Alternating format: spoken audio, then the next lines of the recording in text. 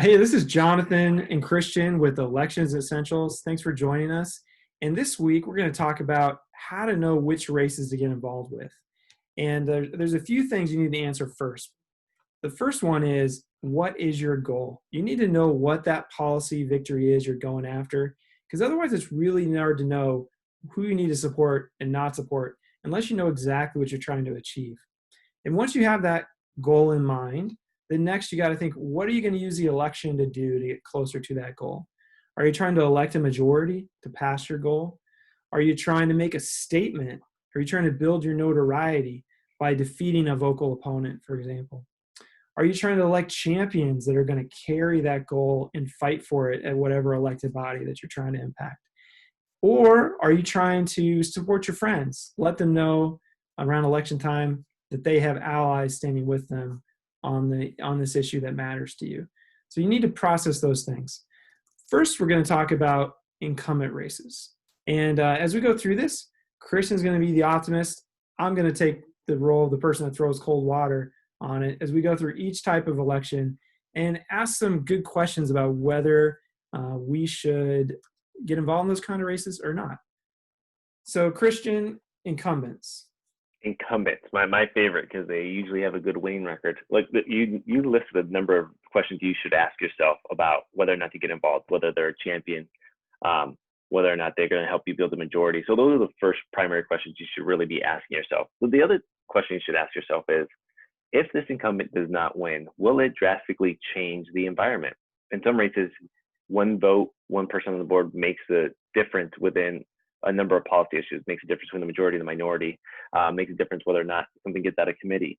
But in some races, it doesn't. In some races, there's a big enough majority or a big enough deficit that one single race won't have an impact. So you want to think about that. The other, when we talk about impact, that's the question you have to ask yourself.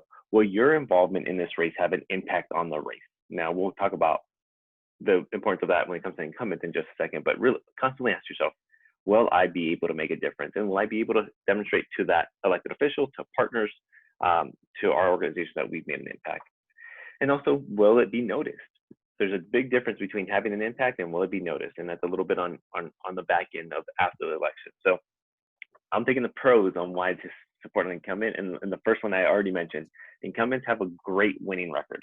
And depending on what state or city you're in, that number jumps, but it's typically in the high 60s to low 90% that incumbent will win a race. And so you would be positioning yourself with those in power if you support an incumbent for the most part. The other thing you do is you're building political power. This elected official is in the position of power. They know the levers of power. They also know how to get policy through or block it. By supporting them, you get yourself in the good graces and allow yourself to start being a strategic partner as they're coming in with policies, pushing things forward. The other thing it does is it sends a signal. A lot of people get involved in races to get someone elected, and once they're elected, they pull back. And a lot of elected officials aren't willing to use political capital unless you're consistently showing up. And so by supporting someone that's already in office, it sends a signal not only to that person, but to anyone else that would seek your endorsement and your support for future elections, that they know when they have you as a partner, they're going to have you in the partner every single election. And I think that's immensely valuable.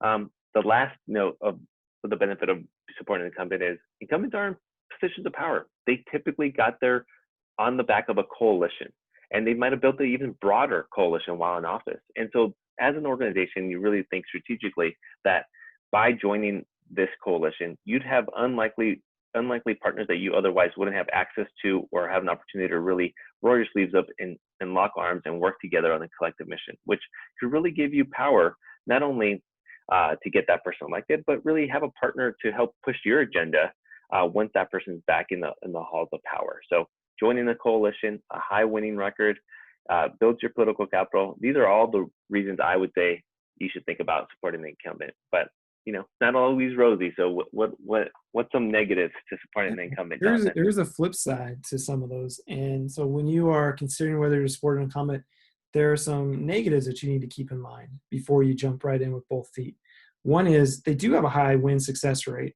And part of being involved in politics is people seeing that and seeing the impact of your issue, of your coalition. And if it's incumbents that win a lot, win all the time, people expect them to win, you're not going to get as much credit for that. People aren't going to give you the credit that's due for your impact. So that's one thing to think about. The next thing is incumbents are bogged down with lots of people wanting to support them and ask them for things, and you're just being one of many, in an incumbent race. And then lastly, with limited resources, if an incumbent's already likely to win, or there's other people supporting them, maybe that's not the best use of your resources. Maybe you can go somewhere else and have a bigger impact and get more credit than backing an incumbent.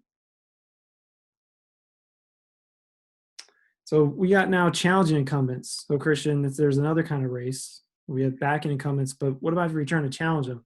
What are some Right. indicators and pros to that? Well, first and foremost, is this person who's in seat, are they an enemy on your issue? And by enemy, I mean, there's different degrees from they vote the wrong way, but there's some people who are champion enemies. That means they, block you at every turn, but not only block you at every turn, they push policy that would drastically hurt your organization and your mission. That's one of the questions you got to think about challenging incumbent. We talked about this. Incumbents have a very high win rate. It's a little riskier to take them on. Would winning that seat again give you a majority? Will it shift the power dynamics in the environment drastically? Things to question about. And so one reason I would challenge incumbent, playing the role of David against Goliath in this role, when you support someone who challenges an incumbent, you're building a lifelong relationship. Anyone who's running against an incumbent knows that it's an uphill battle. They're usually hungry and change agent, and that's a great partner to have if they get elected. The other reason you want to get involved in challenging an incumbent is because you're taking on the status quo for the most part. You'll usually be in a smaller coalition, but smaller coalition means you have a little bit more authority around strategy, around the agenda, around implementation of a lot of things. That really allows you to build your credibility, your political muscle, your knowledge, and your skill set, and really lets you take credit and power over how that campaign is executed and what happens afterwards. And again, just political, I talked about lifelong relationships. You really would be able to have the year of that elected official once they're in office, because they will thank you for the rest of their life. But like I said, challenging the incumbent's hard. So how are you going to rate on my parade now? Well, I really want to throw cold water on this one. Challenging incumbents is so hard. It's a big win when you pull it off, but I'll just tell you from the cons perspective. Christian referenced it. Incumbents almost never lose. In general elections and partisan elections, occasionally partisan trends can impact that. They still almost never lose. In primaries, it's even harder to beat incumbents. So it is so challenging. It's the least likely election you're going to win out there. You need to ask yourself so many questions before you should really risk your resources and credibility. So you really got to think about it hard. And I'm telling you, most times your instinct's going to be wrong probably. So be super careful. The other things, you'll make lots of enemies. So that incumbent has lots of friends that they're working with them on transportation issues and ag issues and business issues and social issues. And you taking on that incumbent isn't just going to make that incumbent mad, but it's going to make a lot of other coalitions upset too. Coalitions that could impact what's going on for you at the legislature, or like I said, or whatever government body you're working with. So those are two things that I would say you need to seriously question before you ever challenge an incumbent. Right, because you just derailed countless of other organizations' agenda. They had a plan, they had an agenda, and you're the face of who derailed it. And now they got to build a whole new relationship. You at least need to prepare for that and know maybe how to assure these groups that you'll be fine.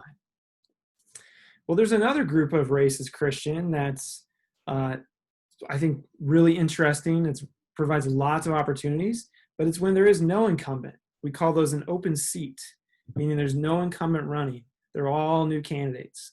So Christian, give us your rosy picture about why we need to get involved in these things. I'm happy to do so. I love open seats. I love the unknown. But as we ask the questions before, will it help the majority? Will you get a champion in there, so on and so forth? Same questions you got to ask here. The other thing you have to ask yourself is, really as an organization, does this geographic area have any importance to you, short-term, long-term, something to take into account when you're going into new seats? The other thing you have to think about is this seat highly volatile? Across the country, there's things called purple districts that are constantly in battle. that they won't stay stagnant for long. They will go back and forth for a long time. You really have to ask yourself, is that the kind of environment you want to jump into, and what are the long and short-term benefits of it? But the good thing about an open seat is, again, you can build a brand and a political capital in this seat. You can help recruit the candidate. You can help champion their agenda and their policy. The other pro of this is, again, you're going to have an outsized impact with little investment. Typically, open seats usually garner a number of candidates running for that seat. And because of the more and more candidates that you have, the lower the win number is, which means that with a less of involvement, less of a win number, you can win the election, which means that you don't have to have a multi-million-dollar budget. You can win with a few thousand votes, few hundred votes, depending on the seat is. And having an outsized impact, I always think, is an added bonus when you're thinking about these things.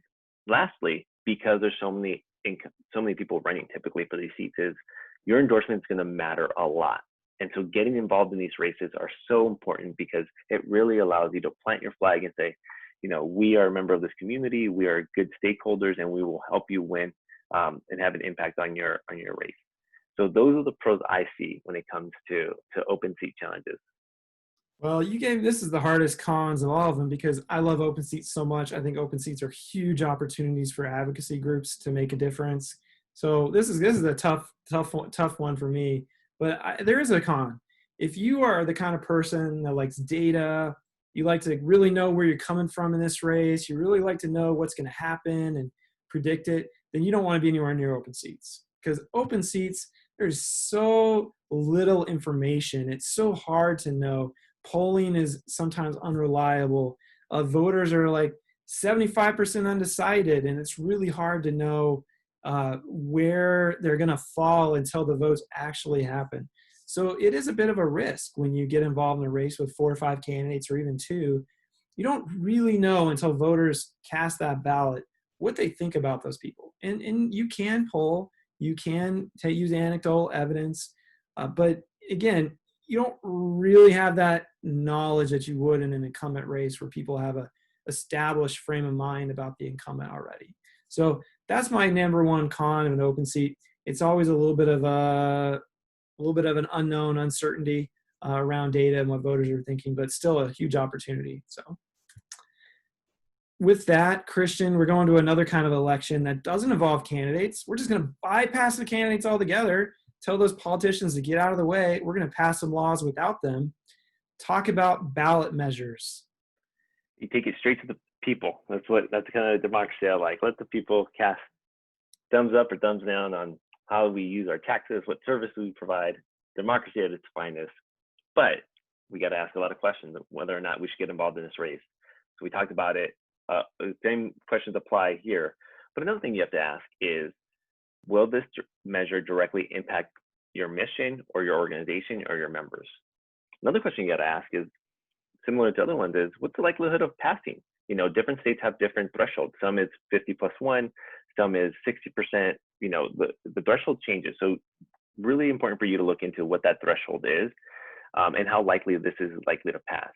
The other thing is there a coalition that's built around this that you want to be participant in? Most ballot measures, especially statewide ballot measures, take a broad coalition that involves usually the governor or the state senate or the house, labor, special interests, so on and so forth. Is that a part of a coalition that you want to be a part of? A lot of questions you got to ask. And so when I think of ballot measures, that's exactly where I start. Is there a coalition that I can join that gives me new friends, new allies, allows me to get new relationships? And ballot measures often let you do that. The other thing that, like I mentioned, is these ballot measures are usually championed by someone in the state legislature to some point, or maybe city council.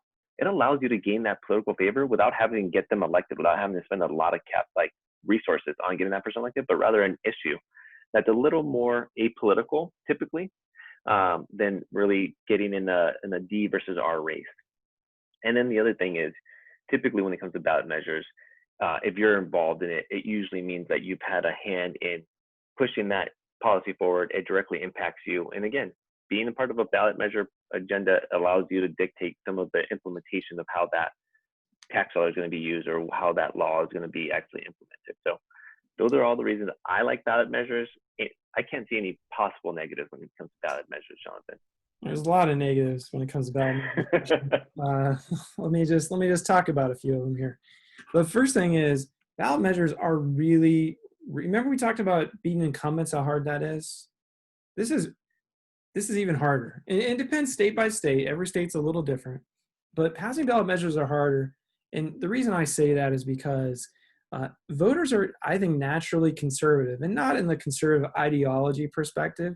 They're conservative in like they don't want to say yes. They're really suspicious of saying yes to things. It's a lot to get them to say yes. In fact, I would tell people a lot of times you will pull ballot measures early on in the process, and far more people are telling you they like it than will actually vote for it. So you get a lot of misinformation when you start ballot measures. And so you're going in with this really optimistic, rosy view of how you're going to do, and you really need to tone your enthusiasm down and then decide if the worst case scenario happened, could I pass it? That's really what you got to think about. The other thing is they're very expensive. Elect coming for school board or city council or legislature, it might be 30,000 votes. That's a lot of people, or it might be 5,000 votes. How about 2 million votes? I mean, how are you going to talk to 2 million people in an efficient way? That's hard. So keep that in mind. And then also, amazingly or not amazingly, ballot measures aren't always big attention grabbers. So it could be hard to raise money for it. It could be hard if you win to get the acclaim or the broad support. So that's something else to think about. So moving on now to the last group of elections we're going to talk about. And these are the ones that tend to get the attention. These are governor's races, big federal races. Christian, why should we get involved in those? Well, a number of reasons, Jonathan. We all want the limelight. We all want to be featured in Politico. But the questions you got to ask yourself is, does this office have any direct governance over your issue or your area of work, right? So getting involved in the presidential might be glamorous. It might be exciting. But does the president have any authority over local tax dollars or, zoning policies? So really, really got to ask that question. The other thing is, does this geographic district play a role in your long-term strategic plan? So if you're an organization that wants to really be known as the stakeholders of a certain part of the district and that district overlays with it, well, maybe it makes sense for you to get involved. But really keep asking yourself, does this race, this district, play any role in your strategic plan, short or long term? And I think there's not a lot of pros getting involved in this, especially if you're an organization that focuses on local issues and local levers of power. But one thing that is a pro is that it could really elevate your work. If you're an organization that, let's say, has worked in a certain part of town that has a high percentage of the vote, being able to mobilize those votes and being able to demonstrate that you can really own that part of the district for a governor, for a federal candidate, could really put you as the thought leader, as the community stakeholder of that area, and really open a lot of opportunities to new donors, to new coalitions, to new partnerships. The other thing it does is it really helps with your membership. As you noted, these are the races people talk about on the local news, on the headlines, in the papers. It could really elevate your work and allow for more membership if you're a membership organization. The other thing is it builds political points. You usually, especially if the former is true, that you are the stakeholder in this part of the town, you might have had a hand on helping picking who runs for that seat, whether it's challenging an incumbent, maybe it's an open seat, maybe you're advocating for someone to be appointed to a certain seat, but that is all building political power. And while a congress member, a senator doesn't have direct control over state legislative and municipal things, their voice is really powerful, and getting a letter or a call into the local municipality who's in charge of things could go a really long way. Now, I know a bit of a stretch, Jonathan, but what are some of the downsides of getting involved in a high profile race?